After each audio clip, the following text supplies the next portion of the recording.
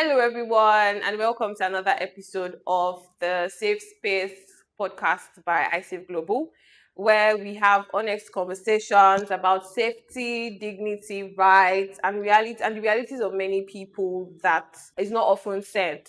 My name is Ibukolua Adio, and I am your host. And joining me for this conversation today is Blessed Zainab Mustafa. Today's conversation is going to be centered on a topic that affects millions of women and girls. It is still surrounded by stigma and silence, and we're talking about period poverty.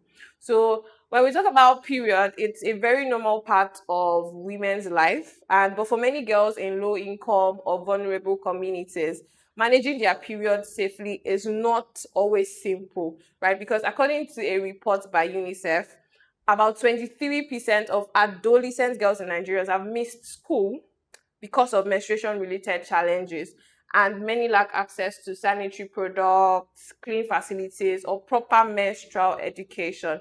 And then we're also in the month of menstrual hygiene. Okay, so today we'll be exploring this topic from both the positive and challenging side. So, which means we're going from puberty to first period to deeper reality that many girls face in managing menstruation safely and confidently. So my first question, right, to start on a positive and educational note, can you help us understand puberty and menstruation a little better? Okay. Before I dive into the meaning of puberty, this is one story. I'll give a story, sorry. Okay. And this is one story I tell people whenever I go for sensitization, awareness, or whenever I just need to talk to any girl child.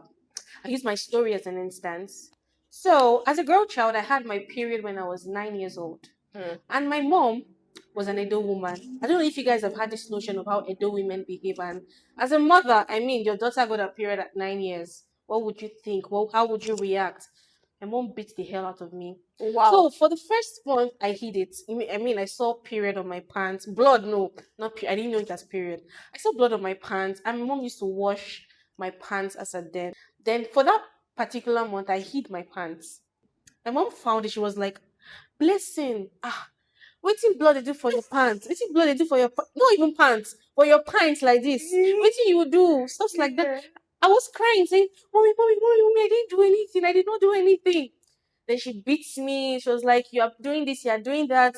I mean, in my head, I knew I didn't do nothing, but I didn't know it as period or anything. Then the next month came again, it happened again.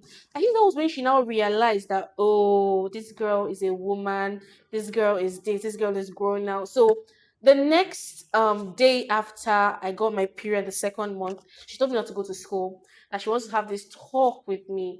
Then I'm like, talk, my mommy. Mommy is not this patient person that wants to talk to me about something. What have I done? What's going on? Things like that. So I mean, the next day came. My dad was not around. My younger sister had gone to school. So just me and my mom. Then she sat me down. I saw her holding this pack of always pad, a pant, and me and her. She was like, "Blessing, I go talk to you like my." She speaks pidgin a lot. So she was like, "I go talk to you like my pikin now.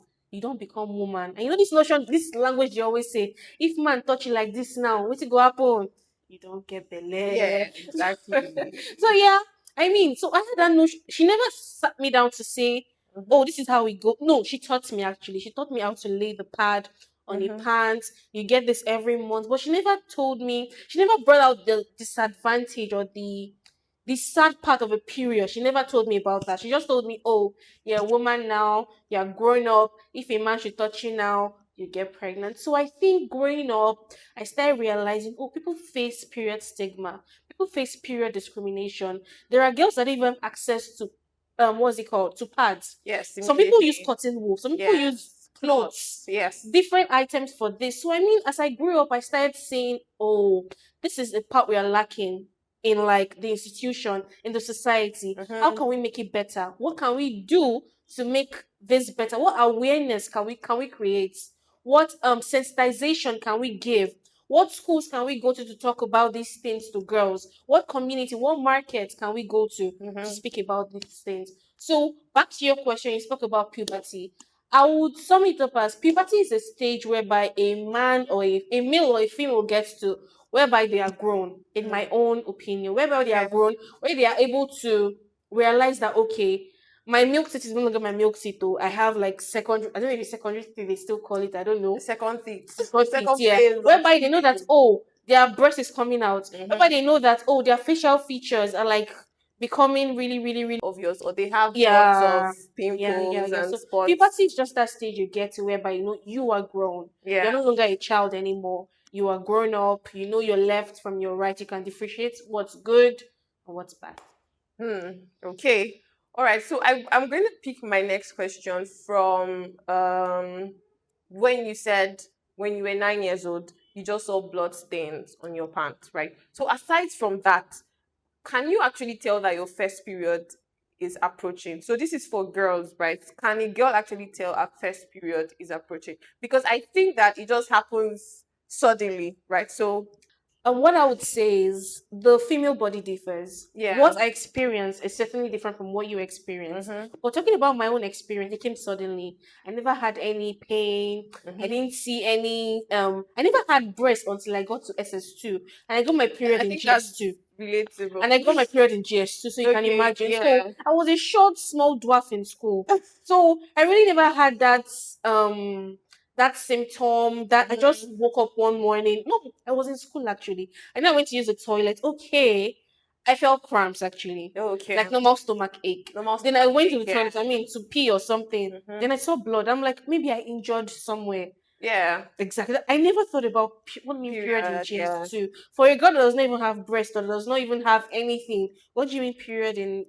It's not making sense. Yes, So a lot of people get their period very early. So very I think that early. what this is teaching us is that it can come as early as nine Yes, or yes, eight. eight. As Yes, early as 8, 9. So it's yes, very it can yes, come early. So there is no need for panic yes, or yes, any yes. sort. And that's why we need to also sensitize and also make Sensitize. awareness to girls Okay. to not feel scared. All right. So I like your story so much because I really would want it to drive our questions. So you said the first period you eat your Yes, pants. I did. Now you were going to school. Yes, I'm very sure you were self aware. yes. So how did this experience affect your confidence and well being? Okay.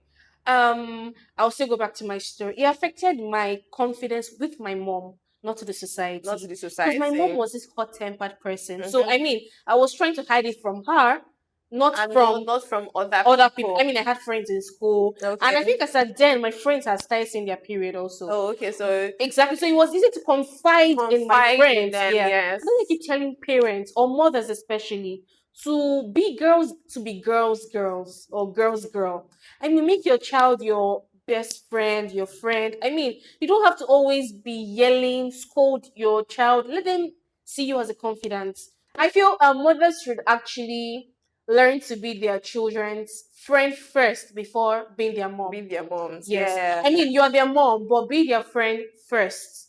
I mean, that fear of my mom made me hide my pants. Mm-hmm. But knowing, I think she now later realized that, oh, this girl got her period early. You know, because she beat me the first month. Oh, wow. It's really nice that you shared your experience with us. So I want us to now talk about our topic itself. Okay. Period poverty. Yeah. No, you know when we are putting period and poverty together, a lot of people will not understand what it means, right? So can you explain to us what period poverty looks like in real life, like Yes. an example? Yes. I think our conversation itself centers around my story because I still have to make emphasis on my story. Mm-hmm. I told you when I started growing up, I realized most people, I mean, I started using pads growing up. I never knew there was something called tampons, menstrual cups, or things. So I Yeah. started growing up, I started realizing, oh, people use cotton wool for their period. People use used Cloth, clothes. People yes. use, I mean, all Reusable sort of things. pads. Reusable pads are good. I mean, Yes. it's good. It's But when good. you now start seeing people fold, I've seen girls fold Ankaras, like used Yes. Ankara for their periods. Then I'm like, it's a whole lot of things going on. What can we do to actually help these girls? What can we do to sustain this? And I mean, if you go to a regular supermarket and they tell you to get a random pad now, 1,500, 2,000, how many Yes. girls Can afford can afford that. this? I mean, so I think this is where we have to like all every female has to actually stand up for a girl child right now. We have to keep making awareness. We have to keep providing if you have the means actually to provide for these girls, you have to keep sensitizing and keep making awareness and keep If you have the means to actually support these girls, support them with a pad. I mean, there are so many NGOs now, so many individuals that do one pad for a girl project, or a Mm-hmm. pad, or pad a girl Yes, project or it's so something. So if important. you have the means Mm-hmm. to actually support, or actually even you as a person do this thing for these girls, it would be meaningful, and these girls will really, really, really appreciate. Yes, your story is so amazing because it's so compound. It answers almost everything we want to talk about today. But then again, I want us to now focus on the help, right? Because according to UNICEF, millions of girls lack adequate menstrual hygiene facilities. And now, when access to menstrual care is limited, for instance, you mentioned cloth. A lot of people do not know that cloth has health risks. It can, yes, like I said, it exposes girls to health issues, right? So, like, what practical steps can communities, schools, even families, because you know the Yes, education most yes, times come yes, from the yes. family, take to change this reality? Yes. Okay, thank you for your question. At this point, I'm going to mention some projects ISAFE has done as regards menstrual hygiene. Back in 2024, we had a project during Menstrual Hygiene Month. This May, actually, in 2024, we went to a school to do a menstrual hygiene project, and also as a follow up on the martial arts project we did the year before. And that particular year, we taught these girls how to make reusable parts. Personally, as a team on that project, I had to learn how to make reusable parts. Like, I mean, I had to like cut out the pin on paper first. Okay, okay, Then we had to like sew it with like needle and thread, okay. stuff it with like cotton that can actually take in blood. Blood. So we actually taught those girls how to make reusable parts. So I think these are initiatives that we as an organization can incorporate, families can incorporate, um, communities can also incorporate, teach these girls how to make these things. Teach these girls menstrual hygiene practices. Not so many girls know how to dispose their pads. Yes. Not so many girls know how to layer their pads on their pants. Mm-hmm. So I mean, we have to keep making awareness. We have to keep sensitizing these girls at schools, in our communities, at the markets. I mean, we shouldn't stigmatize, because I mean, you can see a girl walking and see her stained. What's the next thing you do as a girl? Some people make fun of this Make girl. fun, yes. We have to learn that these things are natural. Period is natural. I mean, menstruating. I mean, most people don't like saying the word menstruation. Menstruating is normal. It's natural. You're a woman. It's something you should even be proud of saying. So I Mm-hmm. mean, we should reduce the stigma, reduce the discrimination, and we should all be girls Girls, girls. at the end of Yes. the day. Thank you so much for joining us today and sharing so much You're welcome. insight. I mean, so like one thing I know I've learned from this conversation is that basically menstruation, It's normal. okay, menstrual hygiene, menstrual education starts from the house, from the Yes. community. Yes. So it Yes. starts from the family. So basically how a mother educates a child on, Yes. so like if families can be able to do reusable pads, Yes. it actually solves the problem of the costly amount of prices of pads Yes. that we have right now. And like she said, at ISAFE Global, we believe that such awareness is very, very important for the girl child. And I hope that you have followed us and enjoyed this conversation. I would like us to share, like, and comment on the videos. Like I said, if you have topics or any discussion, or you have questions for us, please put them in the comment section. Thank you guys for joining us once again. My name is Ibukunlua Adio. See you next time.